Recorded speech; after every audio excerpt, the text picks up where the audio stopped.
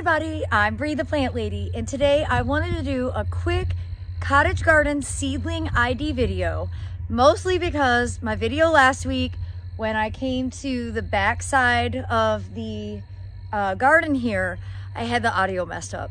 And so I wanted to give you a close-up view of everything that's growing here at all the different stages and take you around to a few of the other cottage gardens to be able to better explain what's good, what's bad, and all the different stages that everything are at now that we are getting into the last part of March. So let me turn the camera around and give you an up-close view. Well, there's no doubt this is what makes my heart sing, this kind of ground plane coverage. Now, there are some weeds in here. For the most part, it's all good stuff. So let's get started. Curly leaf mustard right here. And then the silvery leaf behind it, that is kale. You can see they are both starting to stretch and they will both bloom. They have nice yellow flowers that will contrast the other cottage garden stuff really well. We've also got crimson clover right here, which will have a nice red flower. Mixed with that, we've got lots of poppies. Now, these poppies are a little bit small. You can see we've got a good amount. Of course, mixed in here, chickweed going to flower. I'm sort of at the stage where I've given up. This is why I have it every year, because I never get it all. Here you can really see that chickweed bloom there. There's also California poppies. Some of these are really quite small, and I think that's in part because of the competition with some of the weeds, and also I've allowed these beds to get dry. Here's a California poppy, kind of looking a bit nutrient deprived.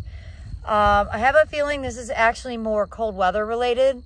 We did have a light frost last night, which is why I've got remay out. Now here, really pleased to show you, let me get out of the shadow. These lupins are doing great. They've gotten nice and tall. I'm feeling confident that they are in fact the annuals. They will bloom this year. You can see this is a nice big mustard right next to it, more lupin. Lots of poppies interspersed throughout.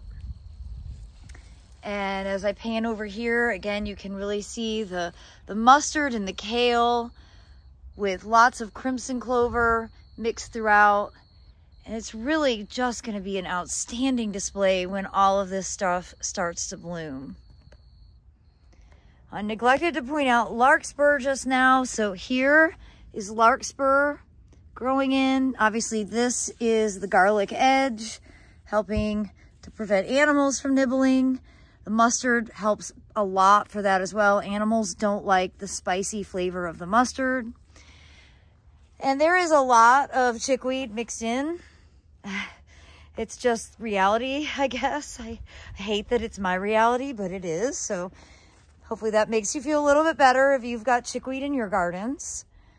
Now, moving over to the pool bed, we did two different mixes of spicy mixed greens. One had arugula, the other one had mustard. And I, for some stupid reason, decided to sow each on either side of the pool. And it's driving me crazy because obviously the side with arugula is in full bloom and there is no arugula on the other side of the pool. I like for things to be symmetrical. So this is driving me bonkers. However, it is a good example of what the two spicy mixed greens that we sold last fall, what they end up looking like by the end of March. Now this bed is a great example of lots of California poppies. So this is California poppy here. Of course, this is weedy lamium, which I probably should just spend some time today going around at least getting the flowers off so that they can't set seed. And the poppies are just about ready to start blooming. You can see they are setting buds. So these are gonna, any day now, this is gonna burst into bloom. A few months earlier than anticipated, because of course I was aiming for all of this to look really great for the middle of May. And here we are on, what, March 24th, and things are about to start blooming.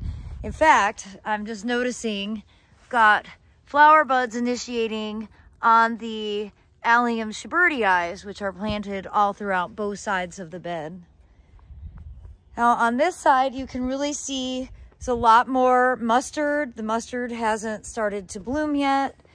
I've got fava beans over here, which are blooming. It's just so great, and they're super fragrant. And again, lots of California poppies mixed in. Garlic edges looking good. I'm really pleased with the density of planting. Admittedly, there are weeds in here, but you know, you got to pick your battles. Now, this bed is a bit different because this has a much better base of the corn poppy, Papaver Reese, or the Shirley poppy. And these are growing really well. You can see their foliage is much more dissected compared to the breadseed poppy, which is, let me see if I can find an example. They were in here. Actually, yeah, right here. This is the breadseed poppy. Really, the main difference is the breadseed poppy is more pointy, and the Reese poppy or the corn poppy is more rounded. That may not be completely accurate, but it is one distinction. This is also a bit greener. This is more of a pale green. Now that's sort of hard to pick up from my camera. Now this bed also has, let's see, bachelor buttons coming.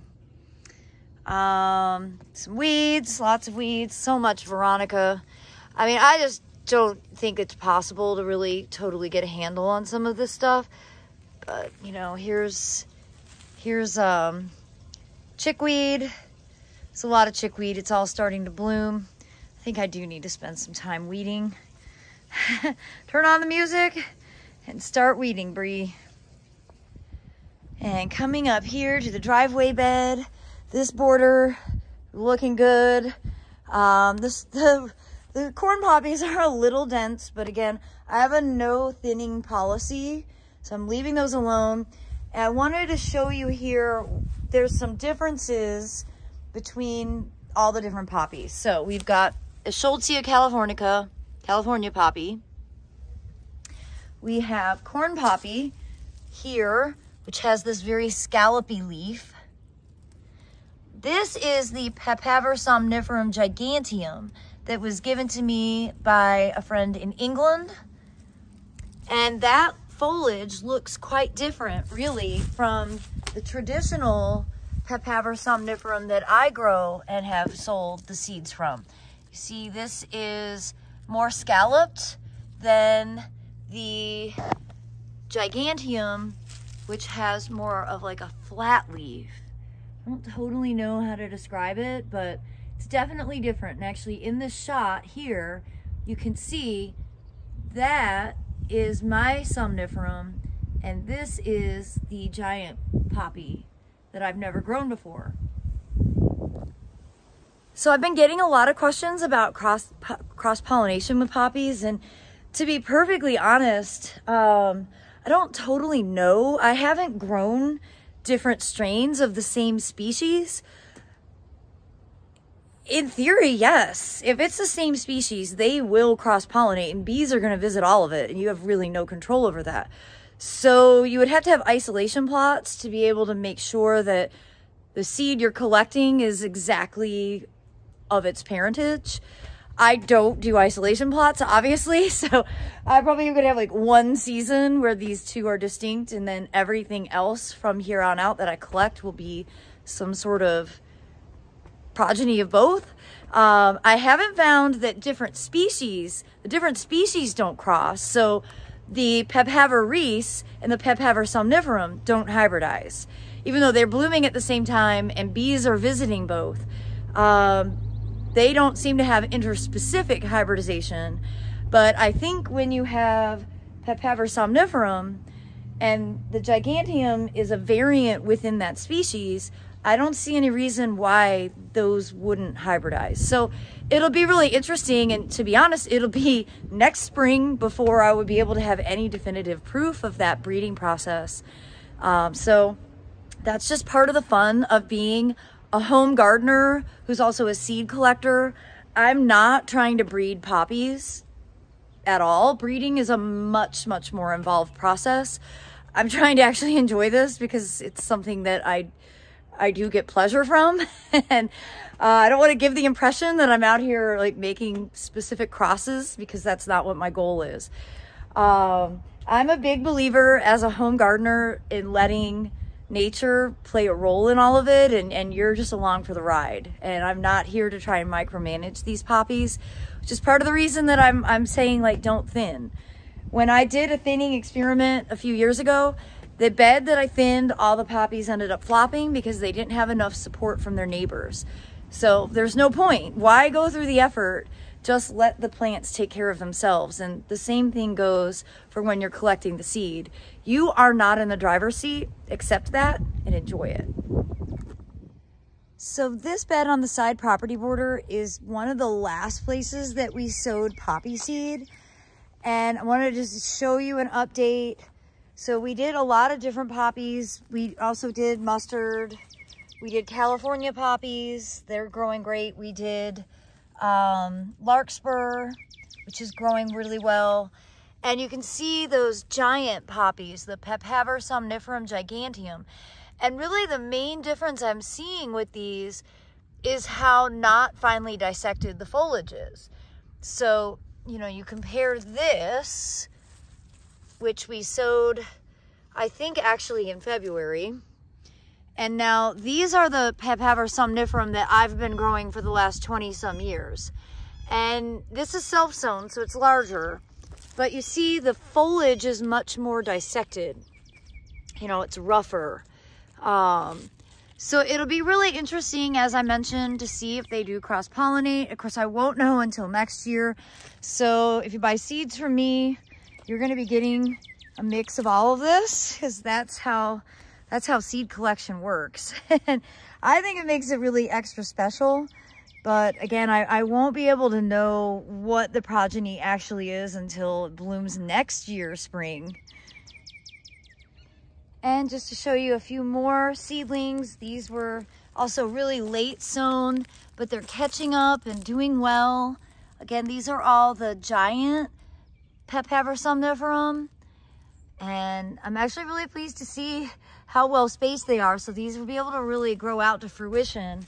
And then as I walk over here, you know, this is all stuff that also was sown in February, you know, after we moved the compost pile and made this pathway. And the California poppies are definitely the most vigorous. They've got the best size on them. But it's great to see lots of lettuce. And I think these are beets. Again, there is that giant Papaver somniferum. These are fava beans. And what do we have here? This is all chickweed. No, when you have something that's growing this well and it's like a really nice ground plane, it's probably not a good thing. And it's not. In this case, this is chickweed. Yep, I gotta go put on some gloves, spend some quality time in the garden weeding.